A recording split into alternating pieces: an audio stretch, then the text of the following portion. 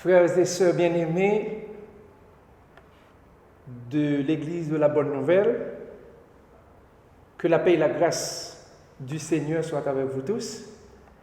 Nous bénissons le Seigneur qui donne nous l'opportunité pour que, encore une autre fois, nous soyons capables de venir dans la présence, non seulement pour nous adorer, mais aussi pour que nous soyons capables d'entendre les cap parler. Ça, c'est vraiment une faveur imméritée. Matin, moi, je ensemble avec vous, il y a un sujet que moi estimé qui a une grande importance dans le contexte, dans le moment que nous vivons aujourd'hui. Et le sujet, ça, c'est comment nous formuler, nous dit c'est qui Jean bon Dieu mandé pour nous adorer. Qui Jean bon Dieu mandé pour nous adorer.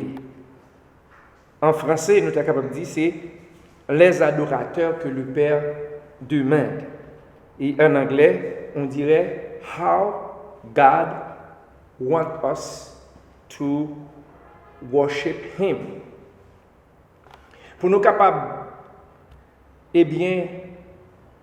enseigner ou sur sujet ça, nous avons invité ouvert Bible ensemble avec nous, dans Jean chapitre 4, nous lirons à partir du verset 20 jusqu'au verset 26. Voilà, je lis pour vous. Nos pères ont adoré sur cette montagne, et vous dites, vous, que le lieu où il faut adorer est à Jérusalem. Femme, lui, dit Jésus, crois-moi, l'heure vient où ce ne sera ni sur cette montagne, ni à Jérusalem que vous adorerez le Père. Vous adorez ce que vous ne connaissez pas, nous adorons ce que nous connaissons, car le salut vient des Juifs. Verset 23, il dit, mais l'heure vient, et elle est déjà venue, où les vrais adorateurs adoreront le Père en esprit et en vérité, car ce sont là les adorateurs que le Père demande. Dieu est esprit, et il faut que ceux qui l'adorent en esprit et en vérité. La femme lui dit, je sais que le Messie doit venir, celui qu'on appelle Christ. Quand il sera venu, il nous annoncera toutes choses. Jésus lui dit, je le suis, moi qui te parle. Alors, comme je disais au début, matin, on a traité ce sujet ça ensemble avec vous. Qui adorateur que bon Dieu a cherché? Qui gens pour que nous capables d'adorer bon Dieu? Adoration, c'est un concept qui prend en pile sens, qui est polysémique. Il est capable de définir différentes manières. Et c'est peut-être ça, nous dit que avant même que nous avons abordé ensemble avec vous comment pour que vous adorez Seigneur, quel type d'adorateur que bon Dieu a cherché, eh bien, nous dit que d'abord, nous t'aimons commencer par définir ce que nous appelons adorer. Qu'est-ce que adorer? Eh bien, définition yo varie de un côté à l'autre. OK? Nous dit que adorer, c'est d'abord le fait d'attribuer la valeur suprême à Dieu, car lui seul est absolument digne d'adoration. Lui seul est absolument digne d'adoration. Tozer définit adorer comme étant l'expression de ce qu'on ressent à Dieu avec un sentiment de crainte remplie d'admiration.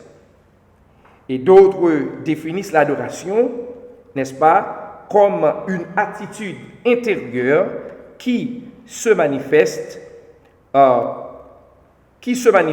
extérieurement, qu'on appelle expression d'adoration, et les expressions de l'adoration varient selon le contexte.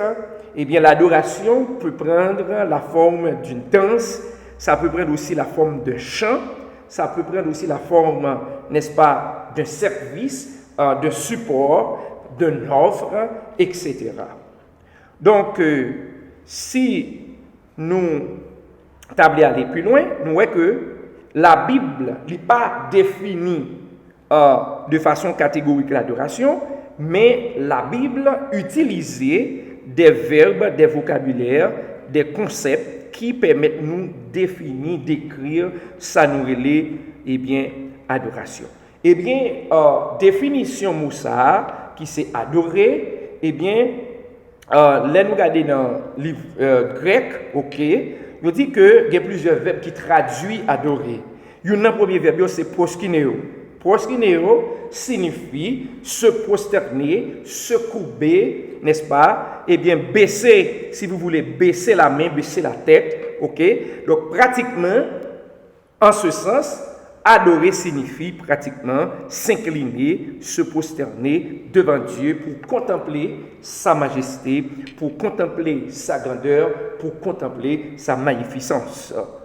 Une deuxième définition de adorer, eh bien, c'est un autre verbe grec qu'on utilise, c'est sebomai.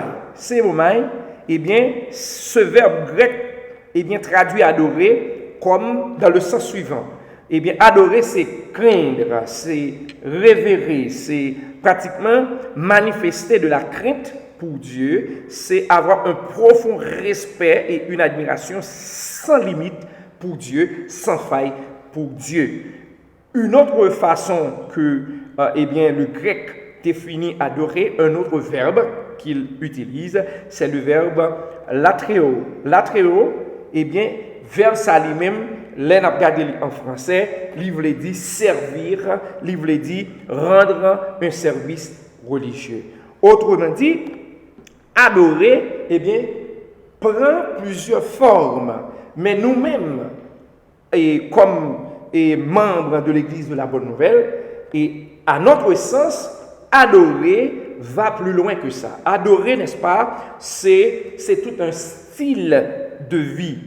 Adorer, c'est une façon de vivre. Adorer n'est pas seulement un acte de chanter, de prier, n'est-ce pas? Eh bien, ce n'est pas seulement un acte, je dirais, de servir, mais c'est tout un package, c'est plus grand que ça. Donc, c'est un mode de vie, c'est un style de vie. Celui qui vit pour Dieu, eh bien, adore Dieu dans tout ce qu'il fait. Celui qui vit pour Dieu, eh bien, est une expression d'adoration pour Dieu. Maintenant, puisque nous venons de voir que adorer, c'est un style de vie, adorer, c'est un mode de vie, c'est aussi une attitude, c'est un comportement, donc ça prend plusieurs formes, ça peut être traduit par le fait de se prosterner, se courber, ça peut prendre aussi la forme de référence, de crainte pour Dieu, ça peut prendre aussi la forme de service à Dieu. Eh bien, il convient maintenant de dire pourquoi adorer est aussi important. Mais bien aimé, adorer, ce n'est pas un jeu. Adorer est important pour Dieu.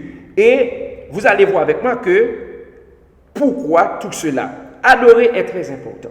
La première raison pour laquelle adorer est très important, c'est parce que nous appartenons à Dieu. Ok? Dans le psaume 24, Psaume 24, verset 1er, il dit « À l'Éternel, la terre et ce qu'elle renferme, et le monde et ceux qui l'habitent. » Autrement dit, la terre et tout ce qu'elle contient, les gens qui habitent, n'est-ce pas, sur la terre, ils appartiennent tous à Dieu. Et en 1 Corinthiens chapitre 10, verset 31, il dit que tout appartient à Dieu. Tout appartient à Dieu. Ce que nous sommes, ce que nous avons, eh bien, tout cela appartient à Dieu. C'est pourquoi, d'abord, nous disons que la première raison pour laquelle il faut adorer Dieu, c'est parce que nous appartenons à Dieu. C'est à faire part que nous. La deuxième raison pour laquelle nous devons adorer Dieu, c'est parce que, justement, Dieu sied dans la louange et dans l'adoration. Mon Dieu chita dans l'adoration avec louange. Dans le psaume 22, verset 3, il est écrit ceci. Pourtant, tu es le Saint, tu sièges au milieu des louanges d'Israël. Autrement dit, notre Dieu, qui est saint, il chita dans les louanges, il chita dans l'adoration que nous lui donnons. Eh bien, vous savez, mes bien-aimés, c'est très important puisque Dieu ne vit pas de pain, Dieu ne vit pas, n'est-ce pas, d'argent, ok?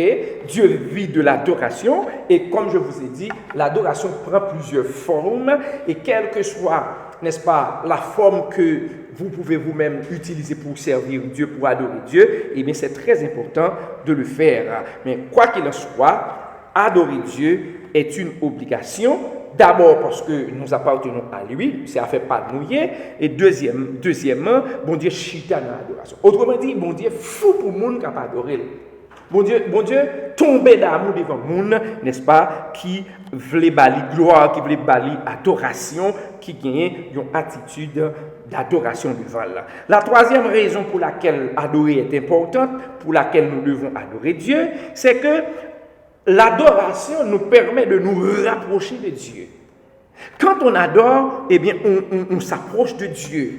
Et moi-même, lorsque David a dit, si vous voulez, dans le psaume 103, n'est-ce pas, et il dit que, alors il dit, pas le psaume 103, je ne me rappelle pas le texte, mais il dit, entrez, j'espère que c'est bien le psaume 103, il dit, entrez dans ses portes avec des louanges, dans ses parvis, n'est-ce pas, avec des cantiques, célébrez-le, bénissez son nom.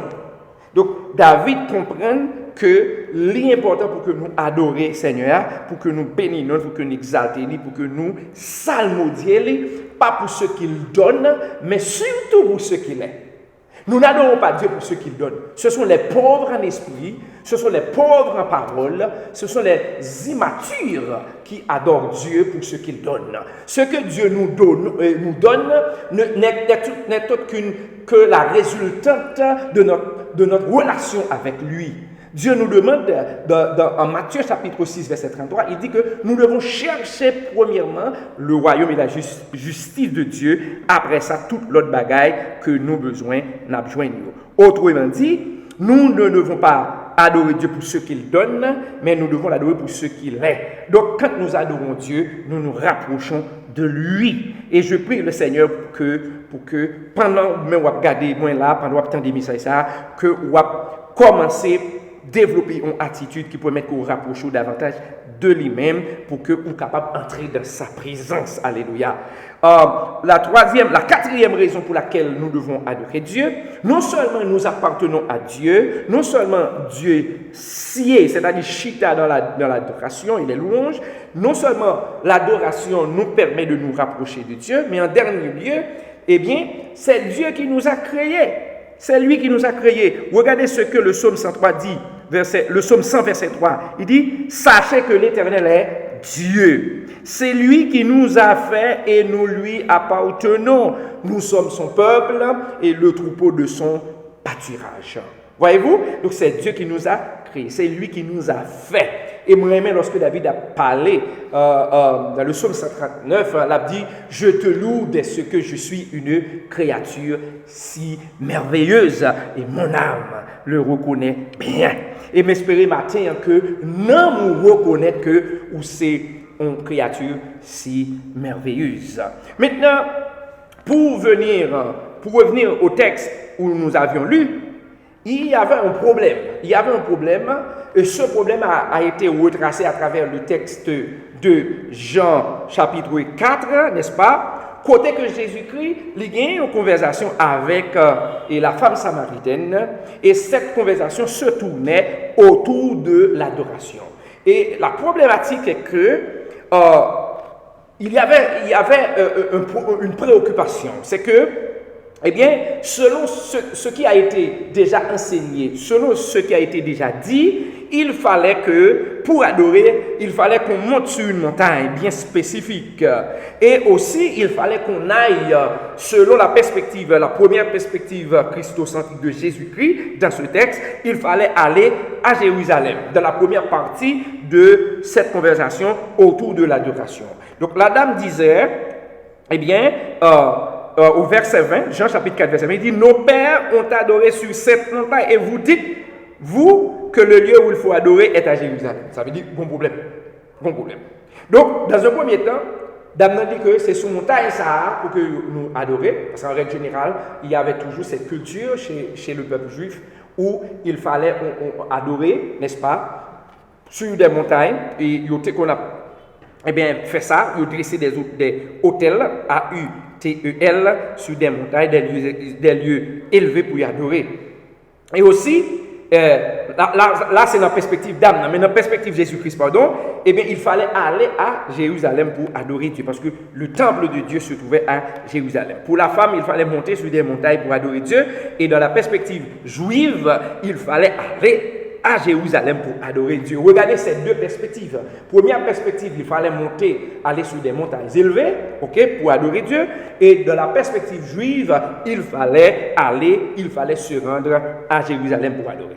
Problème qui gagnait dans la démarche, c'est que celui qui ne pouvait pas monter sur cette montagne ne pourrait jamais adorer Dieu. Et aussi, celui qui ne pourrait pas aller à Jérusalem, eh bien, celui qui ne peut pas aller à Jérusalem, ou aujourd'hui, qui ne pourrait pas aller à Jérusalem, serait dans l'impossibilité d'adorer Dieu.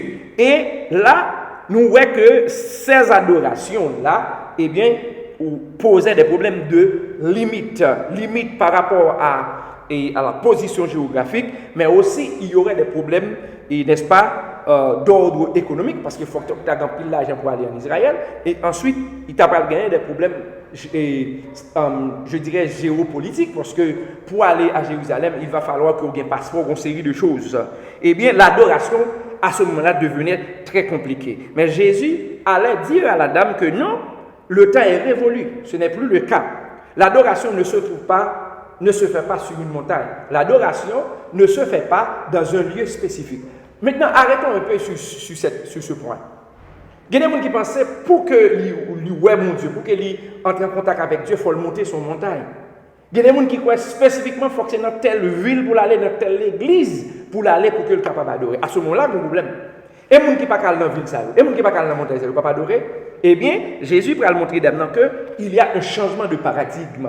Il y a une sorte, je dirais, de changement de méthode ou de paradigme, comme je disais, où maintenant l'adoration n'est plus une question de lieu, ce n'est plus une question géographique. L'adoration, Jésus lui dit, si vous voulez, vous pouvez regarder avec moi, eh bien, dans Jean chapitre 4, verset 23, et je vais directement, il dit, mais l'heure vient. Regardez bien, il dit mais. Parce que quand vous lisez et que vous voyez cette conjonction qui est mais en tant que conjonction de coordination, traduit une idée d'opposition. C'est-à-dire la première idée exprimée, il y a une première idée qui est exprimée. Quand on dit mais, il y a maintenant un refus de la première idée ou proposition. Alors Jésus lui dit ce n'est plus le cas où l'on a besoin d'adorer, n'est-ce pas, sur une montagne ou dans une ville spécifique. La question aujourd'hui, c'est que l'heure vient et elle est déjà venue où les vrais adorateurs adoreront le Père comment? En esprit et en vérité. Voyez-vous, il dit que l'adoration, ce n'est plus une question de montagne, ce n'est plus une question de ville, ce n'est même plus une question d'un peuple bien particulier, c'est plutôt une question de savoir d'abord adorer Dieu en esprit et l'adorer en vérité. Qu'est-ce que cela veut dire adorer Dieu en esprit? Donc, il faut dire que si Dieu est esprit, celui qui veut s'approcher de lui doit s'approcher en esprit. Donc l'adoration, ce n'est pas un acte où quelqu'un se met à faire du bruit ou à se blesser le corps comme faisaient les prophètes de Baal, ou encore des exercices où l'on se met à crier, à faire des choses comme ça. Ok? Cela ne veut pas dire que cela ne peut pas entrer dans l'adoration, mais les gens qui croient que ce sont les bruits qui vont étonner Dieu, ou peut-être même c'est leur voix qui vont étonner Dieu, ou peut-être c'est leur manière de s'habiller qui va étonner Dieu, eh bien, ils ont fait erreur. Parce que Dieu est esprit. Ce que Dieu cherche, il cherche quelqu'un qui a un cœur contrit, brisé, quelqu'un qui est humble, celui qui se prosterne devant lui. On se souvient que je vous ai dit que adorer, c'est se prosterner, c'est s'humilier, c'est se rabaisser, c'est reconnaître la magnificence, c'est reconnaître l'autorité suprême de Dieu, c'est reconnaître la gloire, l'honneur, toute la puissance qui réside en Dieu. C'est reconnaître que c'est Dieu qui est Dieu, qu'il faut s'humilier devant lui et se soumettre à sa volonté. Adorer Dieu, on dit que, nous pouvons dire que adorer Dieu, pour adorer Dieu, il faut l'adorer d'abord en esprit. Ce sont ceux qui veulent s'approcher de Dieu en esprit seulement qui pourra lui offrir une adoration véritable. Justement parce que Dieu est esprit. Et nous autres, nous le sommes aussi. Donc, pas de problème, si nous étions en communion parfaite avec lui, si nous cherchons présence lui, n'est-ce pas? Eh bien, nous pourrons nous approcher de lui. Et je veux aussi dire que adorer Dieu en esprit, c'est reconnaître que c'est par la foi que l'on peut s'approcher de Dieu. Parce que il dit que la foi vient de ce qu'on entend et ce qu'on entend vient de la parole de Dieu. Et justement, c'est par cette raison que Jésus disait à la femme samaritaine, la première chose pour ceux qui veulent adorer Dieu, c'est d'abord savoir que Dieu est esprit et que s'ils veulent s'approcher de Dieu, ils doivent s'approcher de lui dans un esprit d'humilité et ils doivent s'approcher avec leur cœur ouvert, ils doivent s'approcher par la foi. La deuxième chose, pour ceux qui veulent adorer Dieu, pour l'adorer correctement, il faut l'adorer en vérité. Si vous adorez quelqu'un que vous ne connaissez pas, vous allez adorer très mal.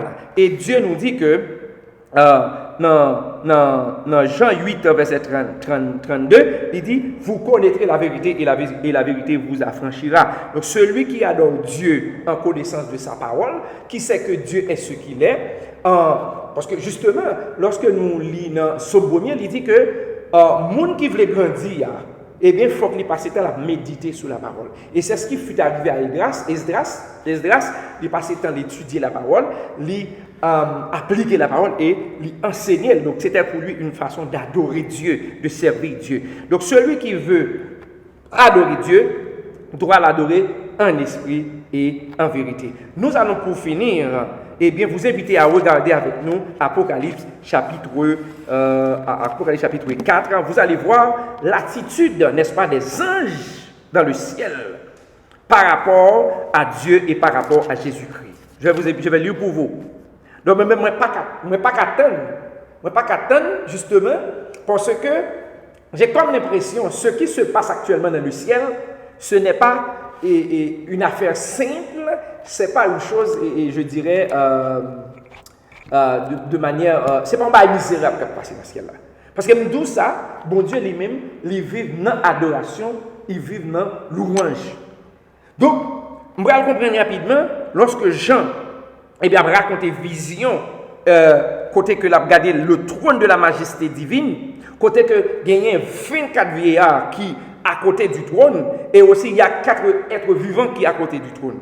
Et dans Apocalypse chapitre 4, verset 10, ok, et je peux lire à partir du verset 9 et jusqu'au verset, si vous voulez, jusqu'au verset 11, je lis pour vous, il dit que quand les êtres vivants rendent gloire et honneur et action de grâce à celui qui est assis sur le trône, à celui qui vit au siècle des siècles, les 24 vieillards se prosternèrent devant celui qui est assis sur le trône, et ils adorent celui qui vit au siècle des siècles, et ils jettent leur couronne devant le trône en disant, tu es digne, notre Seigneur et notre Dieu, de recevoir la gloire et l'honneur et la puissance, car tu as créé toutes choses et c'est par ta volonté qu'elles existent et qu'elles ont été créées. C'est peut-être ça que moi dis que adorer Dieu c'est un bagage phénoménal. Moun qui passe temps à adorer bon Dieu prend plaisir dans ça et bon Dieu pas manquer, n'est-ce pas, lever moun sa yo en dignité, il pas manquer bénir moun yo. Donc maintenant, quand les quatre êtres vivants commencent à adorer le Père, ok, qui est assis sur le trône, mais espérez qu'on comprenne que le Seigneur actuellement, le chita sous trône, l'a dominé, l'a gardé toute bagaille, et lorsqu'on approche devant de l'humilité, lorsqu'on approche, reconnaître que c'est lui qui créé, c'est lui qui fait pour lui, et qu'on soumette, n'est-ce pas, toute préoccupation à lui-même, à ce moment-là, tu t'en fous pas mal du reste. Tu donnes à Dieu son adoration, tu donnes à Dieu sa gloire, et à ce moment-là, toute bagaille entre dans l'autre. Maintenant, lorsque les quatre êtres vivants, ils commencent à bailler gloire, 24 vieillards n'ont pas l'autre bagaille pour faire que ils prosterné, ils jeté couronne à terre. Par contre, qui sont bien bon, on est à la même, qui empêche d'adorer le Seigneur. Peut-être c'est orgueil qui empêche d'adorer le Seigneur. Peut-être c'est madame ou petite ou travail. Peut-être que c'est ou penser beauté ou plus important que bon Dieu. Il y a des gens qui utilisent timidité ou bien parce qu'ils disent réservé. Ça veut dire réservé. Dieu dit que quand moi relais, ce n'est pas mon esprit de timidité que m'investis dans, son esprit de force.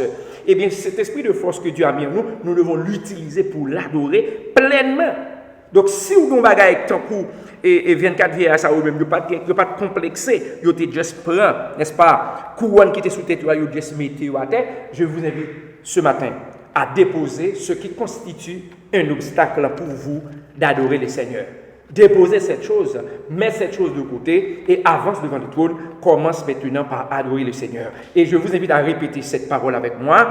Tu es digne, notre Seigneur et notre Dieu, de recevoir la gloire et l'honneur et la puissance, car tu as créé toutes choses et c'est par ta volonté qu'elles existent et qu'elles ont été créées. Que le Seigneur vous bénisse, qu'il vous fasse comprendre que vous êtes créé pour adorer, qu'il vous fasse comprendre que dans l'adoration, Dieu prend plaisir, que dans l'adoration, les bénédictions viennent, dans l'adoration, la grâce descende, que la grâce abonde.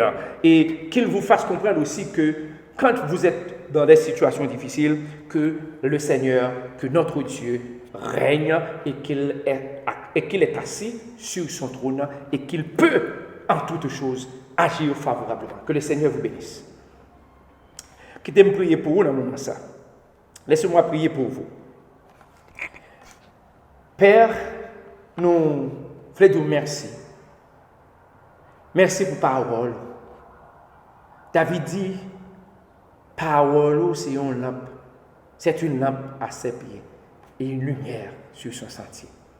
Seigneur, merci parce que tu nous as éclairés par ta parole. Tu nous as montré combien l'adoration est importante pour toi. Tu vis dans l'adoration. L'adoration, c'est de ça que tu vis. Et tu nous as créés pour t'adorer. Non seulement tu sieds dans l'adoration, tu nous as créés pour t'adorer. Et lorsque nous sommes plongés dans l'adoration, tu prends tellement de plaisir et puis tu es content. Et puis tu déferles sur nous toute forme de bénédiction. Seigneur, je prie que ton Église sache que l'adoration, ce n'est pas ceux qui chantent, ceux qui jouent à la guitare. Ce n'est pas, adorer, ce n'est pas chanter vraiment un beau cantique. C'est plus que ça. Adorer, c'est servir. Adorer, c'est honorer Dieu. Adorer Dieu, c'est se prosterner devant lui. C'est reconnaître que c'est lui qui est le premier et le dernier. C'est reconnaître que sans Dieu, on ne peut rien faire. Adorer, c'est aussi reconnaître la magnificence, la majesté, la puissance, la toute autorité de Dieu. Adorer aussi, c'est aussi se remettre à Dieu. Et c'est lui faire confiance. C'est aussi dire à Dieu que je ne suis rien, mais tu es tout. Ce matin, merci pour ta parole qui a été dispensée, enseignée. Nous prions, Seigneur, que tes serviteurs et tes servantes soient touchés et que cette parole apporte de la guérison dans les cœurs qui sont affligés. Aide-nous, Seigneur, à nous confier à toi, Seigneur. Aide-nous, Seigneur, à passer du temps à t'adorer. Car en t'adorant, comme dit le cantique, en adorant, nous verrons combien le nombre de tes bénédictions sont grandes. Qu'il en soit ainsi pour ton Église, au nom de Jésus. Amen et Amen. Bon dimanche dans le Seigneur. saluer les gens qui la caillou, et bien, ou envoyer un message, bah, yon moun, encourager les gens, si il y a une possibilité, ou bénir les gens à travers ce qu'ils gagné. C'est aussi une très bonne manière d'adorer aussi. On adore le Seigneur de différentes manières.